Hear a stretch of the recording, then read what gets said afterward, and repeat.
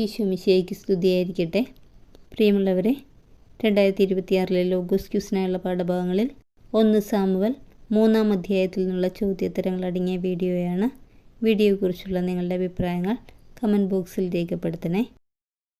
ബാലനായ Samuel ആരുടെ സാന്നിധ്യത്തിലാണ് കർത്താവിന് ശുശ്രൂഷ ചെയ്തു പോകുന്നത്? ഏലിയുടെ.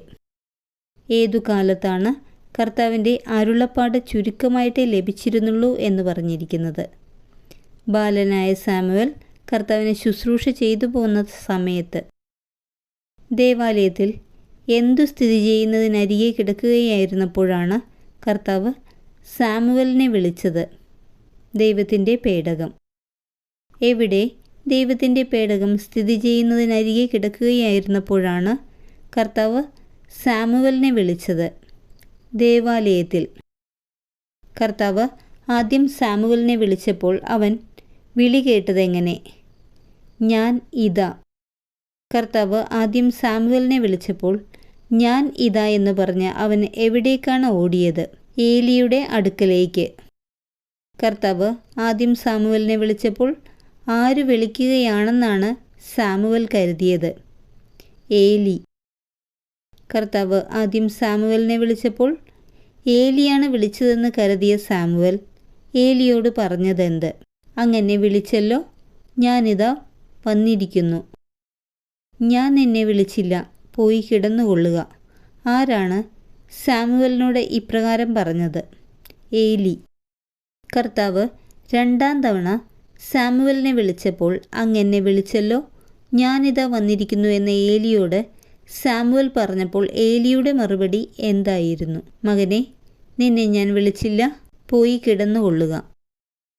കർത്താവാണ് വിളിച്ചതെന്ന് സാമുവൽ അറിയാതിരുന്നതിന് കാരണം, അതുവരെ കർത്താവിൻ്റെ ശബ്ദം അവന് വെളിവാക്കപ്പെട്ടിരുന്നില്ല. കർത്താവ് സാമുവലിനെ 3-ാമതും വിളിച്ചപ്പോൾ ഏലിയുടെ അടുത്ത് ചെന്ന് സാമുവൽ എന്താണ് പറഞ്ഞത്? അങ്ങനെ വിളിച്ചല്ലോ, ഞാനിതാ വന്നിരിക്കുന്നു. അങ്ങനെ വിളിച്ചല്ലോ, ഞാനിതാ വന്നിരിക്കുന്നു എന്ന് പറഞ്ഞ സാമുവൽ 3-ാമതും അടുത്ത് വന്നപ്പോൾ ഏലിക്ക് മനസ്സിലായതെന്ത്? കർത്താവാണ് ബാലനെ വിളിച്ചതെന്ന്. കർത്താവാണ് ബാലനെ വിളിച്ചതെന്ന് മനസ്സിലായ ഏലി സാമുവലിനോട് പറഞ്ഞതെന്ത്? പോയി കിടന്നുകൊള്ളുക. ഇനി നിന്നെ വിളിച്ചാൽ കർത്താവെ അരുളി ചെയ്താലും അങ്ങയുടെ ദാസനിതാ ശ്രവിക്കുന്നു എന്ന് പറയണം. സാമുവലിനോട് ഇനി വിളിച്ചാൽ എന്തു പറയണമെന്നാണ് ഏലി പറഞ്ഞത്? കർത്താവെ അരുളി ചെയ്താലും അങ്ങയുടെ ദാസൻ ഇതാ ശ്രവിക്കുന്നു. എത്രാമത്തെ പ്രാവശ്യം കർത്താവ് വിളിച്ചപ്പോഴാണ് സാമുവൽ കർത്താവെ അരുളി ചെയ്താലും അങ്ങയുടെ ദാസൻ ഇതാ ശ്രവിക്കുന്നു എന്ന് പറഞ്ഞത്? 4-ാമത്തെ പ്രാവശ്യം.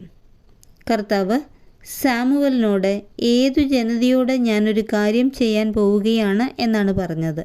ഇസ്രായേൽ ജനതയോട്. ഇസ്രായേൽ ജനതയോട് കർത്താവ് ചെയ്യാൻ പോകുന്ന കാര്യം കേൾക്കുന്നവന് എന്ത് സംഭവിക്കുമെന്നാണ് സാമുവലിനോട് കർത്താവ് പറഞ്ഞത്? 2 ചെവികളും തരിച്ചു പോകും. ആരുടെ കുടുംബത്തിനെതിരായി പറഞ്ഞിട്ടുള്ളതെല്ലാം ഞാൻ ആദ്യന്തം നിർവഹിക്കുമെന്നാണ് കർത്താവ് സാമുവലിനോട് പറഞ്ഞത്? ഏലിയുടെ. മക്കൾ എന്തു പറയുന്നത് അറിഞ്ഞിട്ടും ഏലി അവരെ തടഞ്ഞില്ല എന്നാണ് കർത്താവ് സാമുവലിനോട് പറഞ്ഞത്? ദൈവദൂഷണം. മക്കൾ ദൈവദൂഷണം പറയുന്ന കാര്യം അറിഞ്ഞിട്ടും അവരെ തടയാഞ്ഞതുമൂലം കർത്താവ് ഏലിയുടെ കുടുംബത്തിൻ്റെ മേൽ എന്തു നടത്താൻ പോവുകയാണെന്നാണ് സാമുവലിനോട് പറഞ്ഞത്? എന്നേക്കുമായി ശിക്ഷാവിധി. മക്കൾ ദൈവദൂഷണം പറയുന്ന കാര്യം ഏലി അറിഞ്ഞിട്ടും എന്തു ചെയ്യാത്തതുകൊണ്ടാണ് ഏലിയുടെ കുടുംബത്തിൻ്റെ മേൽ കർത്താവ് ശിക്ഷാവിധി നടത്താൻ പോവുകയാണെന്ന് പറഞ്ഞത്? അവരെ തടയാഞ്ഞതുമൂലം. ഏലി കുടുംബത്തിൻ്റെ പാപത്തിന് എന്തെല്ലാം ചെയ്താലും ഒരിക്കലും പരിഹാരമാവുകയില്ലെന്നാണ് കർത്താവ് ശപഥം ചെയ്തത്? ബലികളും കാഴ്ചകളും. ആരുടെ കുടുംബത്തിൻ്റെ പാപത്തിന് ബലികളും കാഴ്ചകളും പരിഹാരമാവുകയില്ലെന്നാണ് കർത്താവ് ശപഥം ചെയ്തത്? ഏലിയുടെ. ബലികളും കാഴ്ചകളും ഏലിയുടെ കുടുംബത്തിൻ്റെ എന്തിനു പരിഹാരമാവുകയില്ലെന്നാണ് കർത്താവ് ശപഥം ചെയ്തത്? പാപത്തിന്. കർത്താവ് പ്രത്യക്ഷപ്പെട്ട ശേഷം പ്രഭാതം വരെ കിടന്ന സാമുവൽ അനന്തരം ചെയ്തതെന്ത്? കർത്താവിൻ്റെ ആലയത്തിൻ്റെ വാതിലുകൾ തുറന്നു. തനിക്കുണ്ടായ ദർശനം ആരോട് പറയാനാണ് സാമുവൽ ഭയപ്പെട്ടത്? ഏലിയോട്. തനിക്കുണ്ടായ ദർശനം ഏലിയോട് പറയാൻ ഭയപ്പെട്ടത് ആര്? സാമുവൽ. തനിക്കുണ്ടായ എന്തിനെക്കുറിച്ചാണ് ഏലിയോട് പറയാൻ സാമുവലിന് ഭയം തോന്നിയത്?